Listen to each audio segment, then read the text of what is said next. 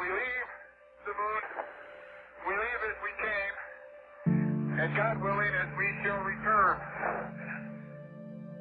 You probably dreamed of this. Liftoff on Apollo 11. You probably replayed this moment 1,000 times. Four wheels off the ground air. You probably imagined the awe-inspiring, indescribable rush of the ride. You probably celebrated the miraculous, cheered the momentous, and mourned the shocking. You probably still dream of what could be. We did. We do. And while many thought we were through, no. We've been learning, we've been building, we've been training. And now, it's time. Because the next frontier is not just for the next generation. It's for this generation. It's for me, and it's for you.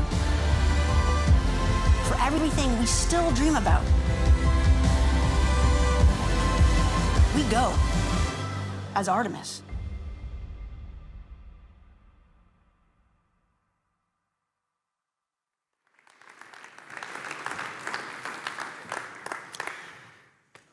Hello. Sorry, my voice is acting up a little bit today, so if you'll bear with me. Thankfully, the films will do the heavy lifting for me today. But no, dreamed of this is such a powerful phrase. Dreamed of this is something that precedes all of our efforts, right? As I look around the room and I've had an opportunity to connect with several of you and just I think about all of the different endeavors that are represented here today at GLEX, it's amazing. And all of us started likely with saying or thinking or feeling the phrase, I dream of this.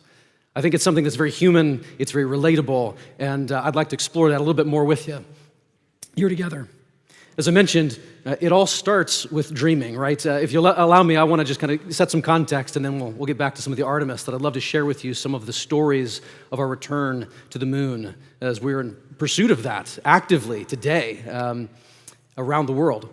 And so setting some context real quick for what does it mean to dream and do, and give us some words to kind of share together. Again, it starts with dreaming, and naturally, obviously, we then proceeds to action, right? What we dream about, we then go walk out. Nothing unique to that idea to blitz through this. But what's beautiful is we then learn from those efforts. We learn lessons that stretch us personally, that allow us to then understand the world around us better. And it's that learning that I think we're going to be doing together this week that makes this so important. The beauty of all of that, just to bring this full circle, or full triangle, is that those changes of what we learn affect how we then dream and recycle into the new effort, another dream, another opportunity ahead of us. So that's all simple, that's all relatively obvious to each of us here. But what I wanted to propose to you today was something that is near and dear to me, that is part of what I share with folks whenever I'm engaged on an idea in an effort. And that is, while you can work your way around this yourself, you can dream, you can go do, you can learn, work your way around the cycle for smaller endeavors, the grander the effort, the harder it is to move between dreaming and doing.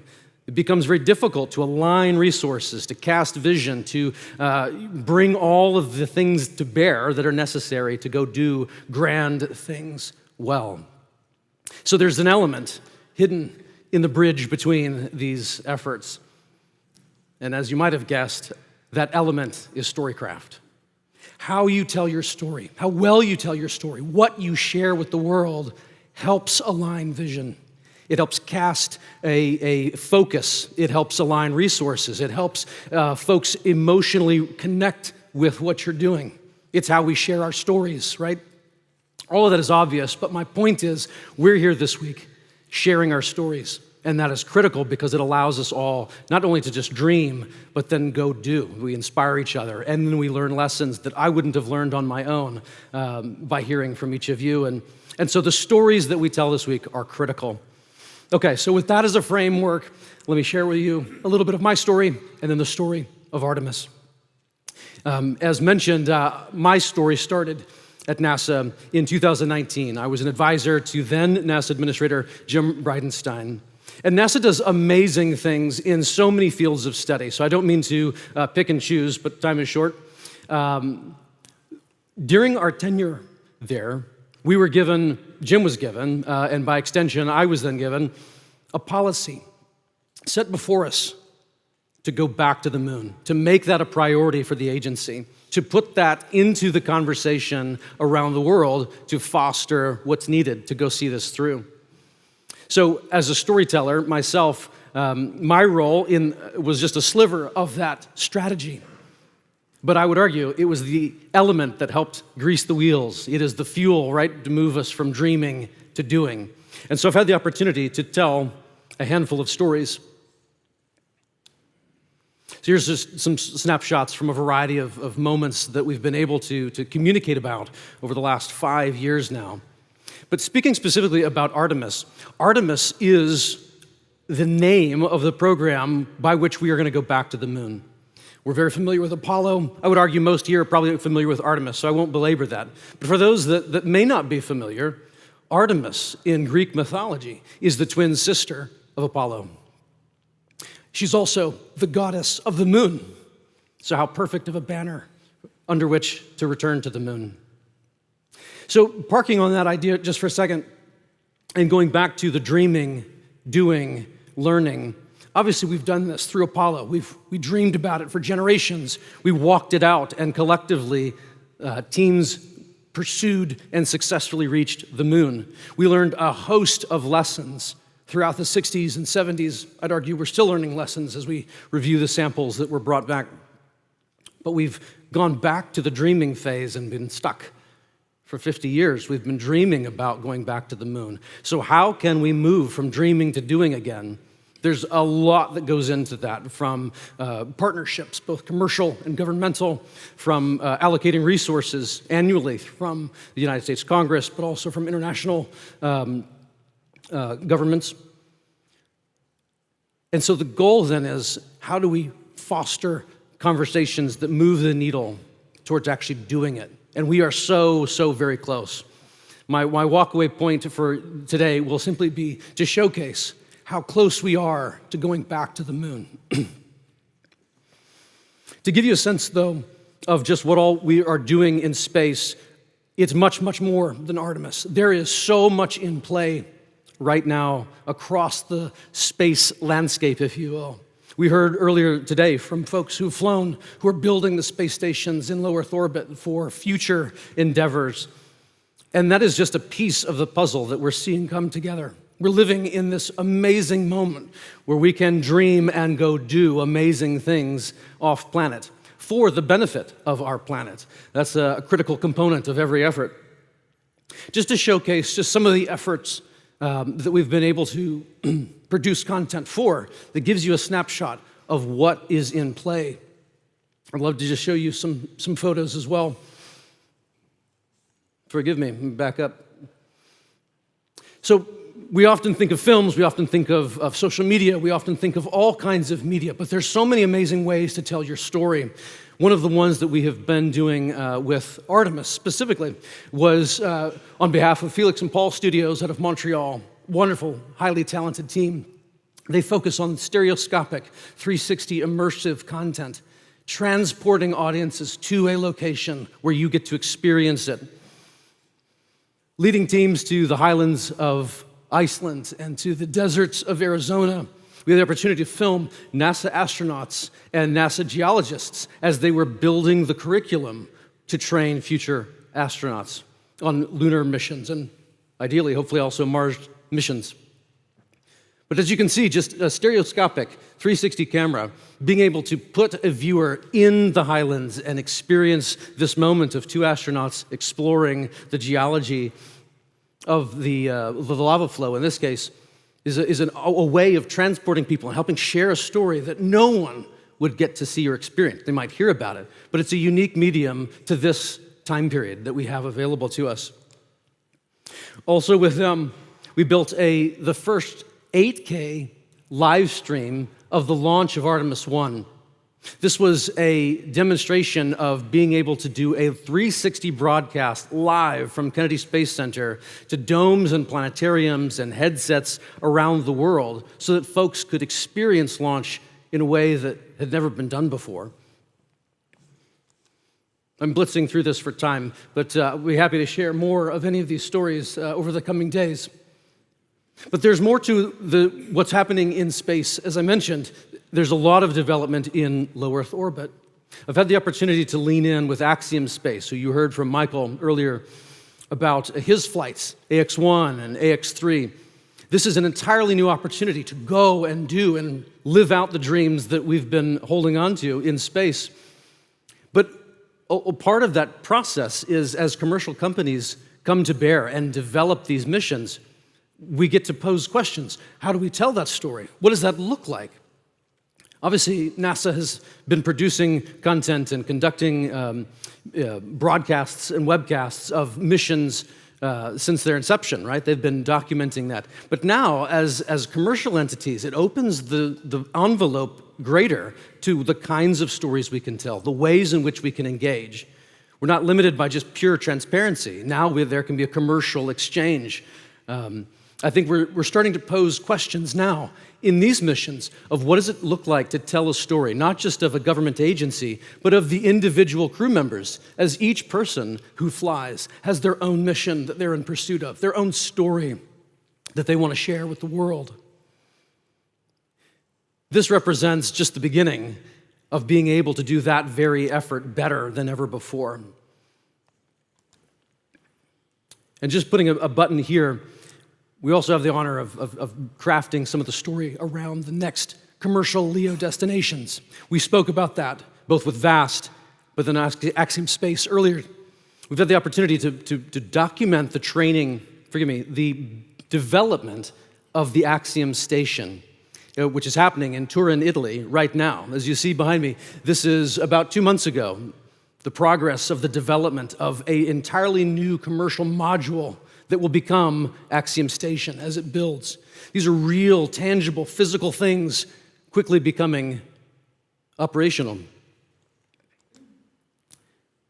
The film I just spoke about, of the development of Axiom Station, just released Friday, and I was told I could share that with you. So for a quick reference, I can't show you the film today, unfortunately for time, but this QR code will take you right to YouTube. You could watch that film and see the latest, greatest developments happening at Thales Alenia Space in Turin, Italy, and as the teams in Houston are preparing to receive it and outfit it.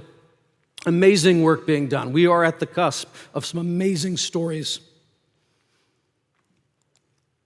Circling back to Artemis. Artemis, as I said, is this follow-up to Apollo. There have been generations now that have dreamed about going to the moon. I'm one of them. I was not alive during the Apollo era. I've seen the films. I've watched the stories. I'm one of those kids at heart who gets excited every time we hear or see visuals and storycraft around those Apollo missions. Even just listening to the snippets here in between the sessions has been exciting. But what is it going to take to push us from that dreaming to doing? I believe story plays an important part in moving that needle, in helping fuel the conversations that are happening around the world through the Artemis Accords, through the training flow, through aligning visions, through getting just the workforce, not just at NASA, but with all of the partners to progress forward into seeing it through. In 2019, we were given this policy, go to the moon. Wow, what a dream, what an opportunity. But that also came with a lot of skepticism. I would argue, and I'm sure you would understand, there's been several opportunities to pursue the moon in the past, since Apollo, and they failed. They did not carry through. See, what was going to be different about this one?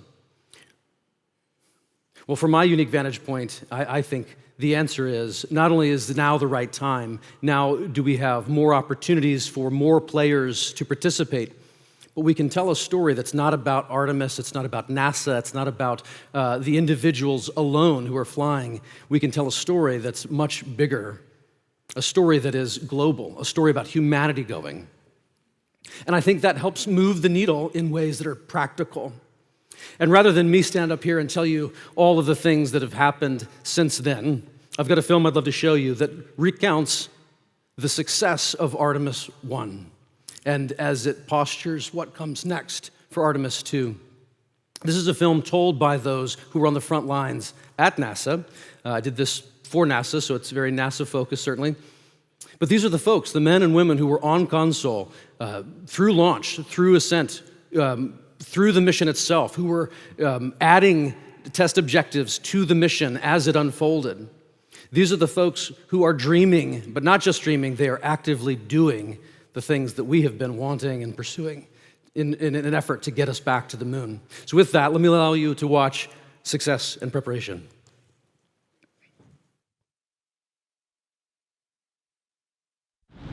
3, 2, 1, and liftoff of Artemis 1.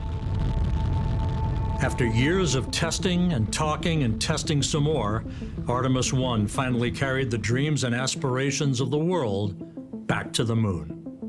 We are not just going to the moon, we're going to prove that we can live and work on the moon and establish an outpost on the moon for future distant exploration out to Mars and beyond. I knew this would be an exciting mission. I mean, we haven't left low Earth orbit in over 50 years. Nobody on my team had done it. Most of them weren't even alive back when we did it last. That was a big moment. It was a big moment for me personally. I mean, how many times in your career do you get to be a part of a first? We are putting something that we dreamed about into reality. It sent a message really to the world that we have laid the foundation for a generational rocket. And here we go. In the wee hours of that morning of November 16th came, it all fell together, and the payoff was a launch that shook you to your foundation.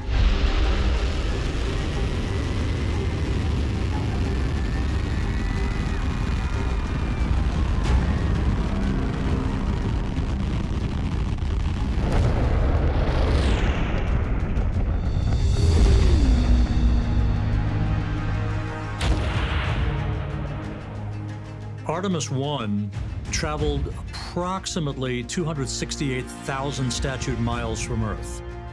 Distant retrograde orbit, we're going to be about 38,000 miles away from the lunar surface. It is incredible in terms of how well the systems perform on board the Orion spacecraft. The Orion program added flight test objectives to the mission. For a first flight, listen, that's unheard of.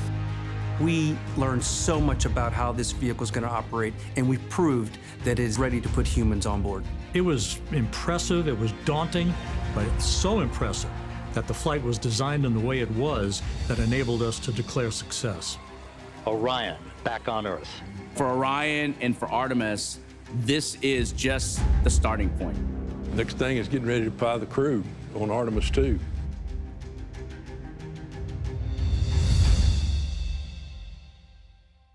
Ladies and gentlemen, your Artemis 2 crew.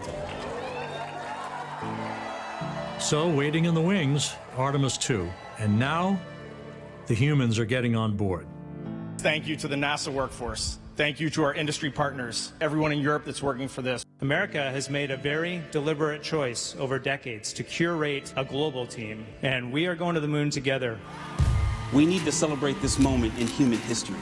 It is the next step on the journey that gets humanity to Mars. Am I excited? Absolutely. Initial reaction to that news was just intensity.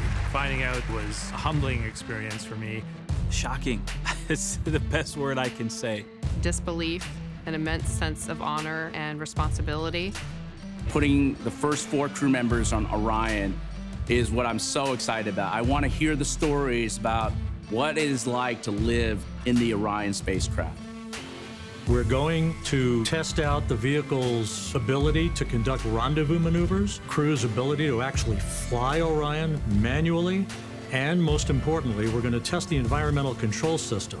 We got humans on board. We got to keep them safe. We got to keep them breathing. And then we're going to have them come back at that high-speed entry of 32 times the speed of sound to make sure that they can survive this for future missions. It's very exciting to fly crew, but it's also daunting, right? Because these are people, and they're putting their lives in our hands. This one needs to perform and will perform as good or better than the first one did. And so we have new launch commit criteria, we have changes to our procedures, changes to our timelines. We have new systems for crew, we have new systems in the capsule, we have an emergency egress system, we have new recovery systems. We want to make sure that we've gone through those time and time again so that when launch day rolls around, we're ready for anything that the hardware may throw at us. By building incrementally these capabilities, improving these capabilities that we have through the Artemis campaign, we will be able to live on the moon and be able to perform science that is very important for deep space exploration. I am ready for Artemis 2. The SLS team is ready for Artemis 2. We are ready for Artemis 2. We are ready. We are ready. All right, I'm ready. Let's go.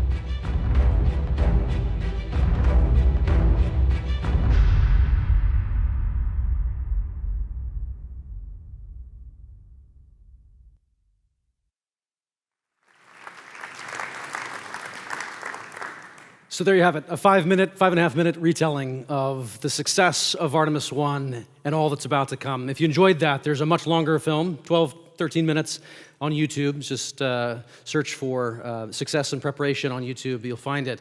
It goes into much more of the detail and some of that human element of the passion that's put into this story by each of those individuals. As I leave you with this, I just want to seed into our conversations this week how important what we are doing together this week is. If storycraft is the fuel, tell your story well. Lean in, engage this week. I look forward to hearing more about all of the endeavors that you're in pursuit of, because not only does it help me dream better, but it also inspires me to go and do. My hope is that our stories come together to create a narrative that'll change and benefit the world we live on and need to take care of. But I also hope that as we tell our stories, we can inspire those who otherwise might have only just dreamed. Thank you.